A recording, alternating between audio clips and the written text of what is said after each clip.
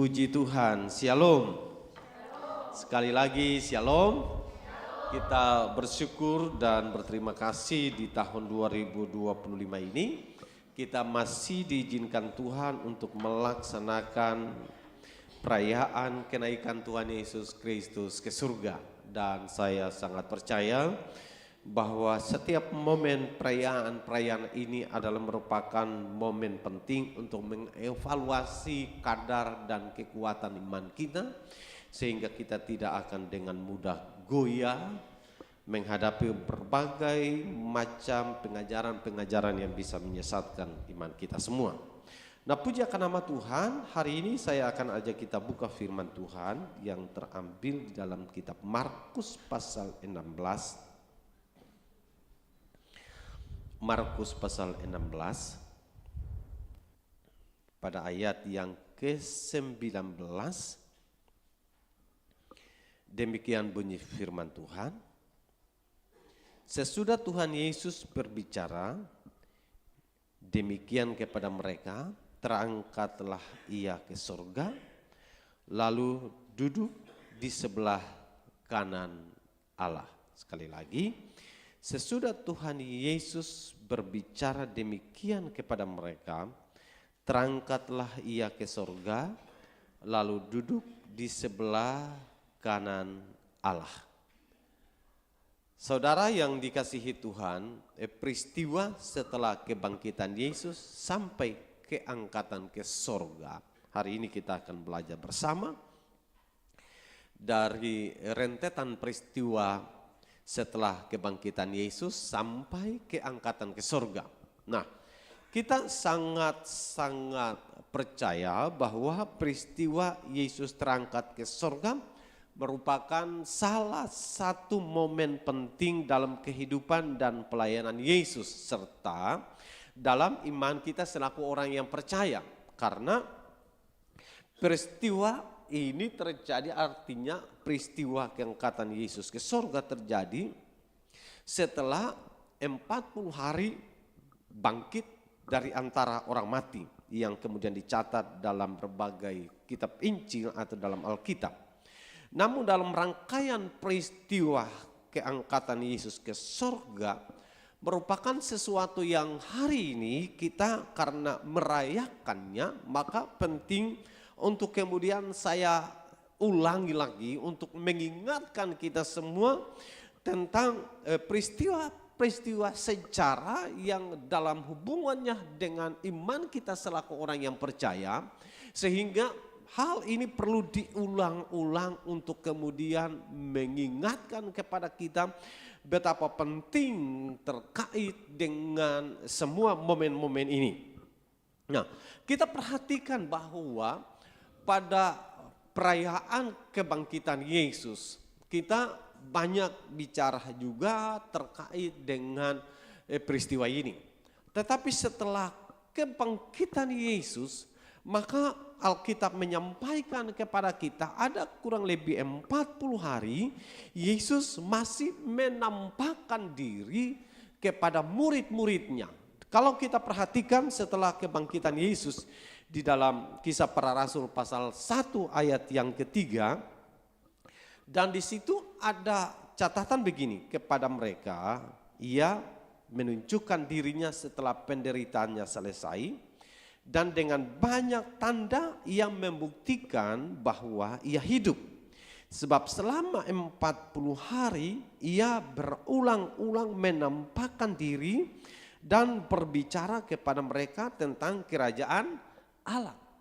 Jadi kalau kemudian banyak orang yang meragukan dan bahkan memprotes, mengkritisi, bahkan juga tidak kurang banyak orang yang menghina tentang keakuratan kebangkitan Yesus, maka sebenarnya kata 40 hari ini sebenarnya sudah memberikan kepada kita jawaban yang logis.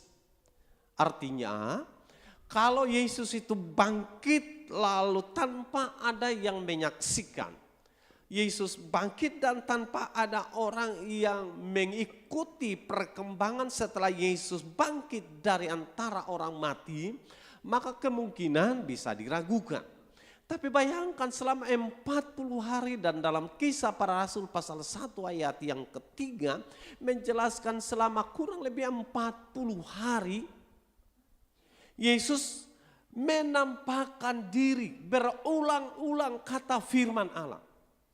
Dan kalau banyak orang yang tidak percaya, saya hanya kemudian merenungkan apakah orang bodoh ataukah karena kedurhakaan, maka pengetahuan tentang kata berulang-ulang selama 40 hari ini dibutakan oleh karena juga bisa kesombongan. Tapi orang yang memainkan logika akan mengatakan kalau 40 hari dia menampakkan berulang-ulang, maka tentu ini sesuatu fakta yang tidak bisa dimanipulasi karena banyak yang menyaksikannya. Nah, kita terus melihat bahwa tujuan 40 hari Yesus menampakkan berulang-ulang selain untuk menyatakan benar dia mati dan bangkit, tetapi juga untuk menyatakan bahwa ternyata kuasa kematian tidak bisa menghalau tentang kebangkitannya. Tetapi sisi yang lain kita mengatakan bahwa dengan berulang kali menampakkan diri selama 40 hari dia menguatkan. Dia bahkan menyampaikan pesan-pesan penting kepada murid-muridnya. Bahwa mereka bisa menjadi anak-anak Tuhan yang akan melakukan perkara yang lebih hebat dari yang pernah Yesus lakukan di dunia ini. Berulang kali dia menguatkan. Kenapa penting 40 hari? Karena ini menarik, karena kalau kita coba renungkan bahwa Yesus coba meyakinkan murid-murid atas keraguan-raguan. Bahkan saya percaya Yesus akan bicara secara pribadi kepada Om Petrus yang telah mengkhianatinya, yang pernah menyangkalnya dan mengatakan jangan. Kalau kita bicara dalam konteks kita, mungkin Yesus akan mengatakan jangan salahkan dirimu lagi. Mulai hari ini engkau bangkit. Dan ini terbukti. Sehingga pernah saya katakan dalam beberapa kisah bahwa Petrus justru dia martir atau mati tersalib dengan tidak mau mati seperti Yesus. Dengan terbalik tubuhnya. Kakinya di atas, kepalanya di bawah. Karena dia mengatakan, aku tidak layak disalibkan seperti Yesus. Kenapa ini? Saya sangat percaya bahwa selama Yesus dalam masa di mana dia menampakkan diri dan menguatkan murid-muridnya, saya juga yakin dan percaya termasuk Petrus di sana yang mendapatkan peneguhan itu. Nah, jadi dengan adanya peristiwa ini, maka hendaklah perayaan-perayaan ini penting juga untuk mengingatkan kepada kita, untuk meyakinkan kepada kita, bahkan sekali lagi menghangatkan daya ingat kita tentang peristiwa-peristiwa sejarah ini yang karena saya percaya tidak ada nabi di dunia ini yang punya sejarah yang sehebat Tuhan yang kita sembah, Yesus. Tidak ada orang. Yang berikut yang kemudian kita perhatikan, selain Yesus menampakkan diri berulang-ulang, kita juga melihat bahwa Yesus menyampaikan pesan terkait dengan amanat agung. Kalau saudara baca di dalam Injil Matius pasal 28 ayat yang ke-18, 19 dan ayat yang ke-20, ini ayat-ayat yang cukup kita ingat, tapi saya ingin baca untuk mengingatkan kepada kita. Yesus memberkati mereka dan berkata, kepadaku telah diberikan segala kuasa di sorga dan di bumi. Karena itu pergilah, jadikanlah semua bangsa muridku dan baptislah mereka dalam nama Bapa dan Anak dan Roh Kudus. Dan ajarlah mereka melakukan segala sesuatu yang telah perintahkan kepadamu.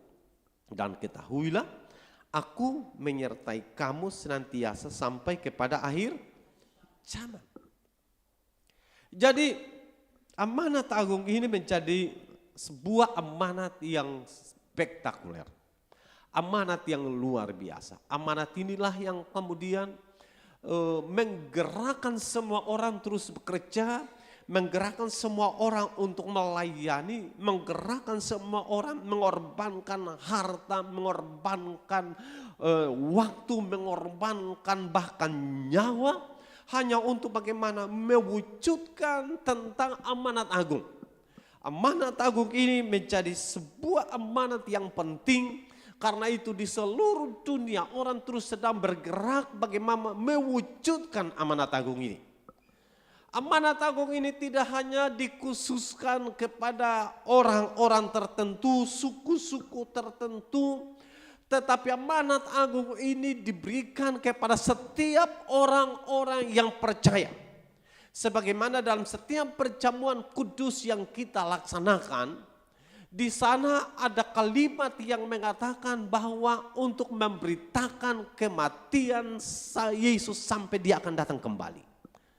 Jadi setiap kita makan minum perjamuan kudus itu memberitakan kematian Tuhan sampai dia datang kembali. Jadi bukan berhenti sampai di mana kita sehat, berhenti sampai di mana kita kaya, berhenti sampai di mana kita puas. Tidak, sampai Kristus akan datang kembali.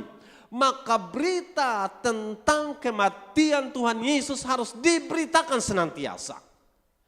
Dan dalam teks ini bicara tentang amanat agung dan perintah Yesus itu terus harus dilaksanakan. Termasuk saya dan saudara harus terus menyampaikan berita ini. Di dalam setiap kesempatan berita tentang kematian Yesus, berita tentang kebangkitan Yesus, berita tentang kenaikan Kristus atau berita tentang penebusan Kristus harus diberitakan senantiasa selama saya dan saudara hidup. Sekarang ini dengan adanya dunia teknologi yang luar biasa, maka kita akan dengan mudah memberitakan kepada semua orang. Kita tidak hanya sebatas menjadikan katakanlah media sebagai tempat untuk menyampaikan keluh kesah kita, atau mempromosi semua usaha, atau mempromosi semua program-program kita. Tetapi media kiranya kita jadikan sebagai tempat untuk bagaimana mewartakan tentang kabar Tuhan Yesus itu baik. Media di mana kita memberitakan bahwa Tuhan Yesus telah mati, bangkit dan naik ke surga. Media kiranya kita menjadikan sebagai momen penting, karena saya bisa mengatakan bahwa mungkin bisa sekali waktu media ini akan ditutup, bisa jadi saudara. Dan pada waktunya orang tidak bisa lagi menyampaikan pesan-pesan lewat media. Saya meragukan dan kemungkinan bisa terjadi juga. Karena di beberapa negara bagi anak-anak mulai dibatasi untuk tidak bisa lagi menggunakan HP-HP canggih. Di beberapa negara justru mereka kembali kepada HP jadul yang orang Ambon mengistilahkan HP sayur. Mereka sudah tidak mau lagi gunakan.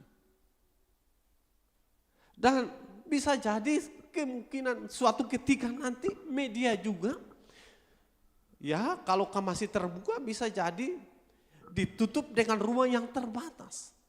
Dan kita tidak tahu semua ini. Tetapi kondisi dunia terus bergulir. Dan memungkinkan karena orang dengan segala macam bentuk kejahatan-kejahatan sekarang ini mulai digunakan lewat media. Dan dengan menggunakannya media, maka ya bisa menggunakan segala hal termasuk penipuan di sana. Sekarang ini ada lagi tren dengan satu grup yang lagi heboh sekarang ini.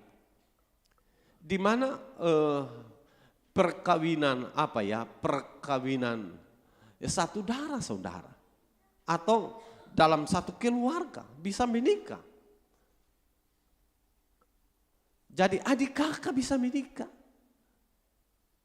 Jadi kalau beberapa waktu yang lalu kita kenal di mana pasangan perempuan dengan perempuan menikah, laki-laki dengan laki-laki menikah. Sekarang ini masuk lebih dalam lagi. adik kakak bisa menikah.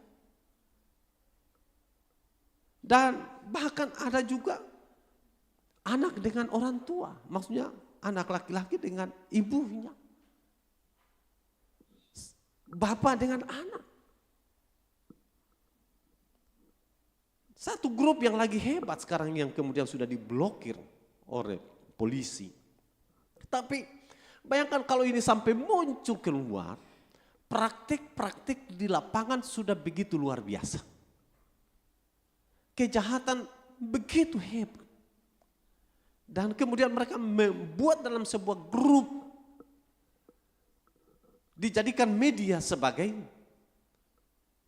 tempat melakukan kejahatan. Nah, jadi apa yang tadi saya sampaikan, selagi masih ada waktu dan kesempatan media sebagai sarana untuk mewartakan kabar sukacita, kabar tentang keselamatan, maka hendaklah mari masing-masing kita gunakan itu, saudara. Pakai itu. Karena sebagaimana tadi saya katakan, kemungkinan bisa sekali waktu media bisa ditutup juga. Karena secara masif orang menggunakan media sebagai tempat melakukan kejahatan. Daripada repot-repot, tutup saja. Nah, bisa jadi sekali waktu. Nah, ini yang ingin saya sampaikan karena dunia kita hari-hari ini tidak sedang menuju kepada dunia yang semakin menjadi baik. Walaupun mungkin teknologi menjadi lebih baik, tapi moral manusia menjadi lebih buruk. Dan karena semakin hari menjadi buruk secara moral, maka berita tentang kabar keselamatan itu harus kemudian terus kita sampaikan di setiap waktu, di setiap kesempatan. Kita terus memberitakan berita tentang keselamatan itu untuk bagaimana menjadikan kehidupan kita sebagai alat untuk bersaksi tentang Kristus sebagai Tuhan dan Juru Selamat. Sebagaimana dalam Kisah Para Rasul pasal 1. Ayat yang ke-8 dikatakan, tetapi kamu akan menerima kuasa kalau Roh Kudus turun ke atas kamu dan kamu akan menjadi saksiku di Yerusalem dan di seluruh Yudea dan Samaria dan sampai ke ujung bumi. Jadi menjadi saksi ini tugas kita semua ketika kita sudah dipenuhi dengan Roh Kudus, maka jangan lupa kamu sudah menerima kuasa. Dan kalau kamu sudah menerima kuasa, bukan menjadikan kuasa itu sebagai modal utama untuk diri kita.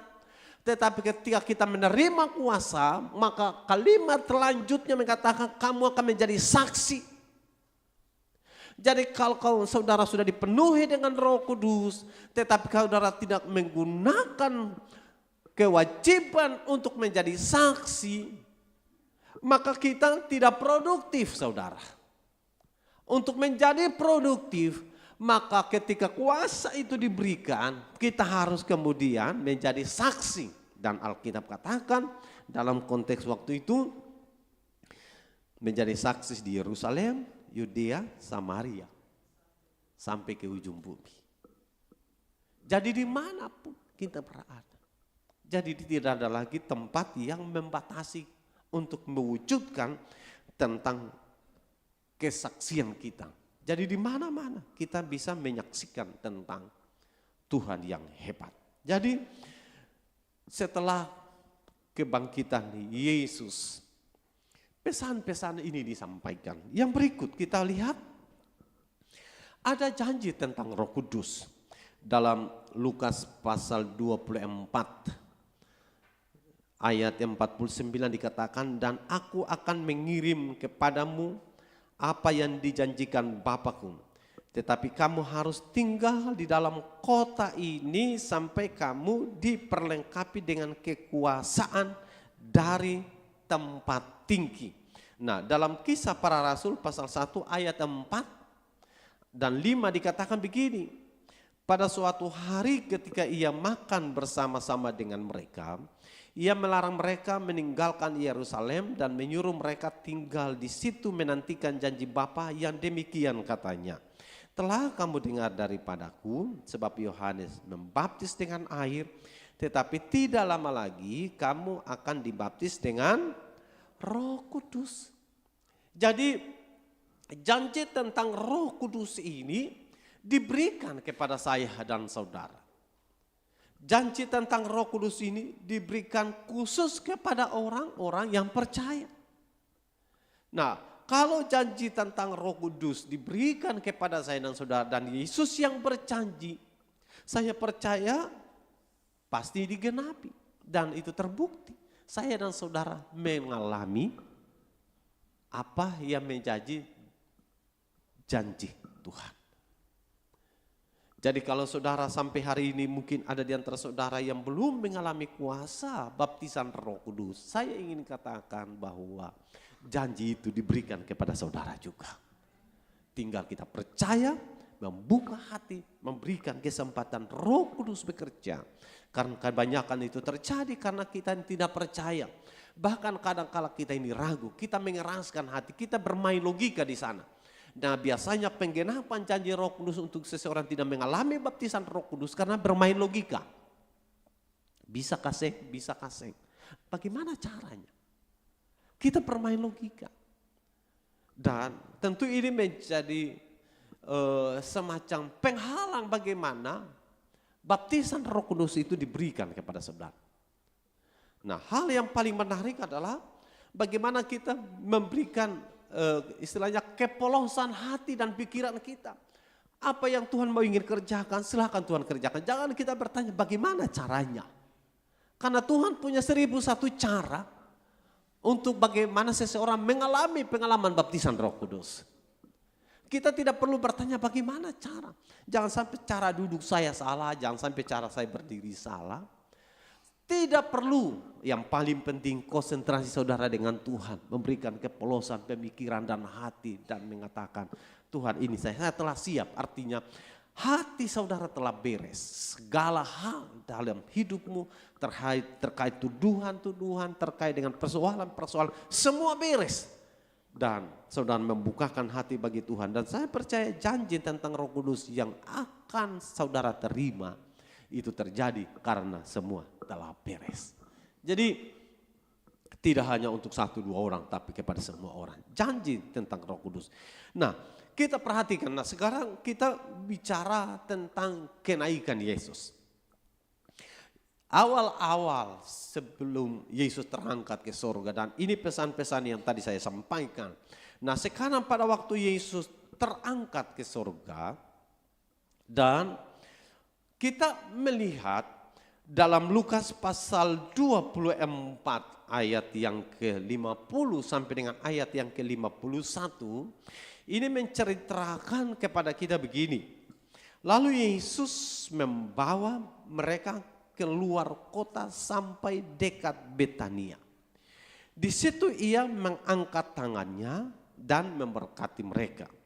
Dan ketika ia sedang memberkati mereka, ia berpisah dari mereka dan terangkat ke sorga. Berulang kali dalam peristiwa perayaan kenaikan Yesus Kristus ke surga, saya suka mengutip kalimat ini. Atau saya suka mengambil khotbah dari teks ini. Karena menurut saya sesuatu yang luar biasa.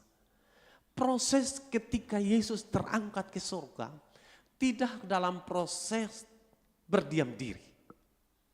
Tapi proses ketika Yesus terangkat ke surga, Alkitab katakan, di situ ia mengangkat tangannya dan memberkati mereka. Ayat 51 menarik.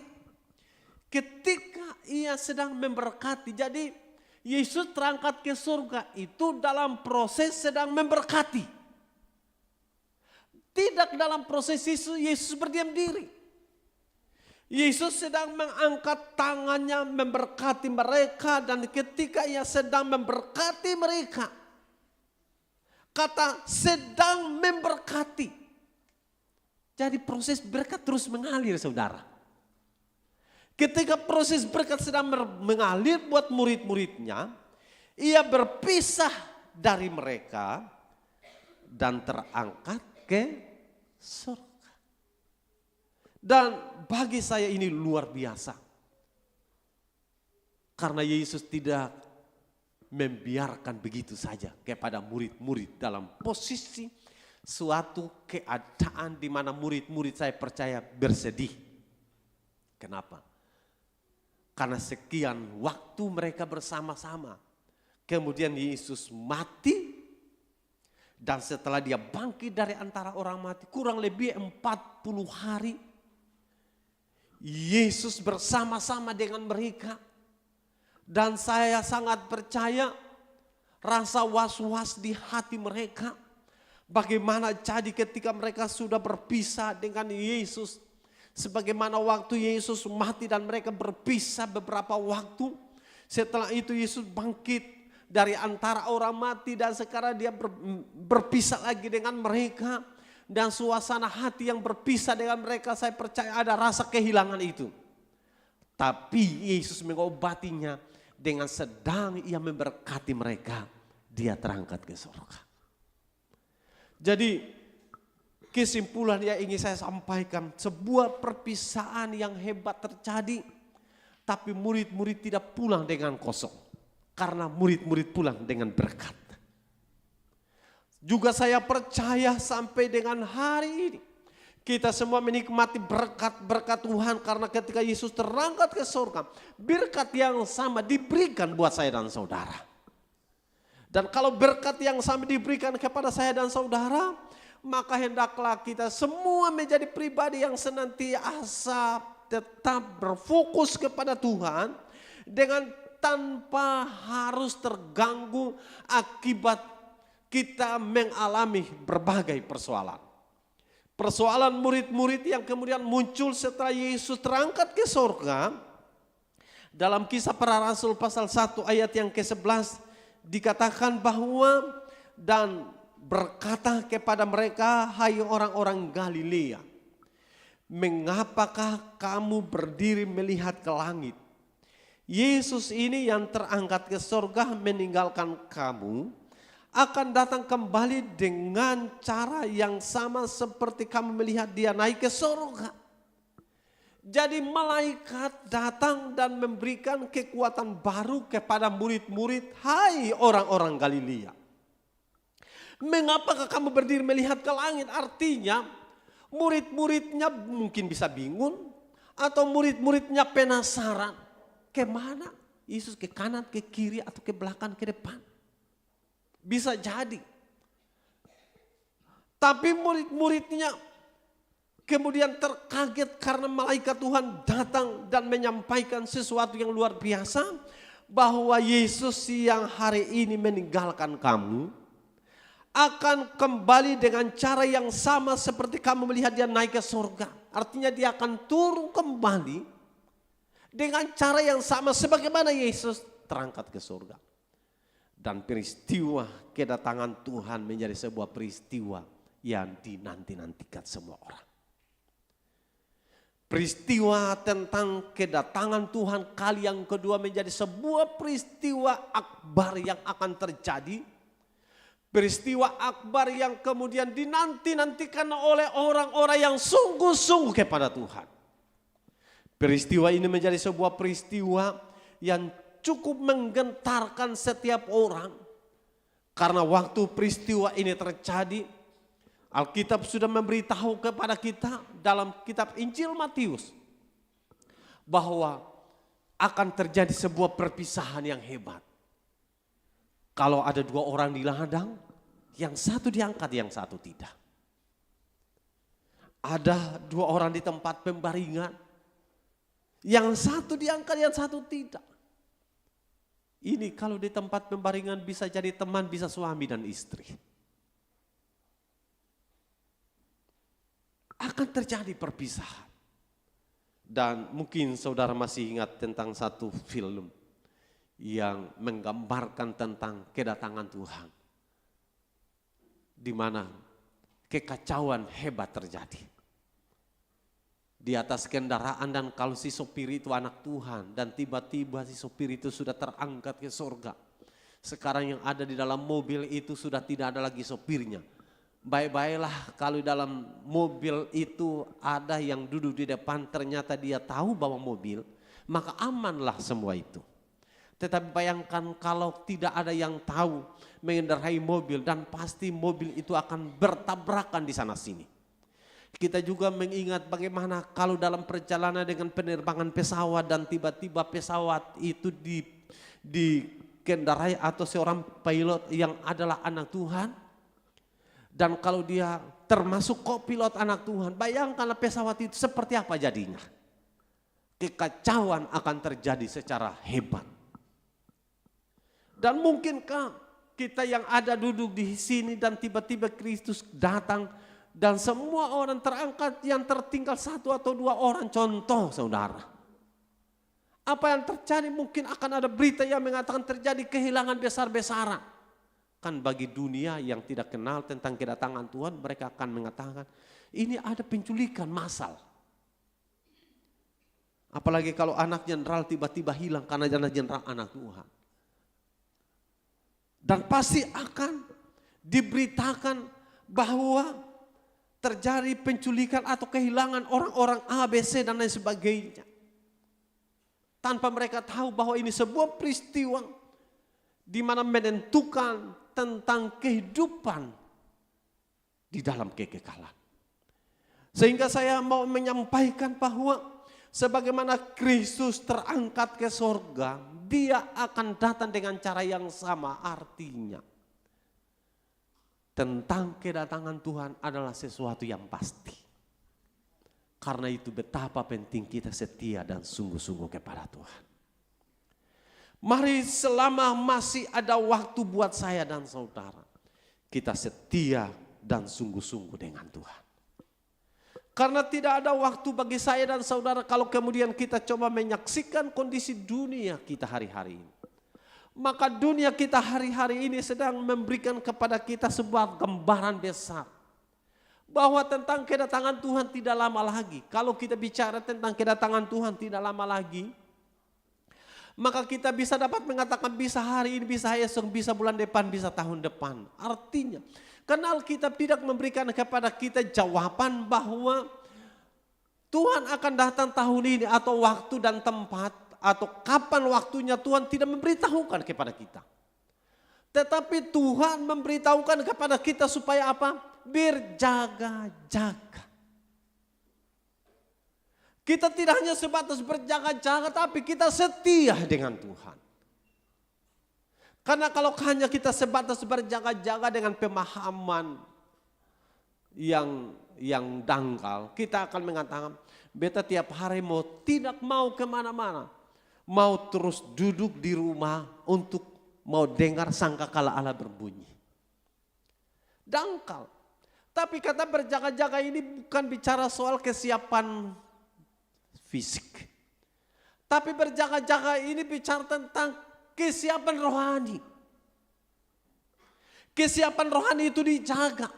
Sehingga kesehatan rohani itu tetap terjaga sampai kapanpun. Artinya sampai di mana Kristus akan datang, kesehatan rohani tetap terjaga. Sehingga waktu Kristus akan datang kali yang kedua.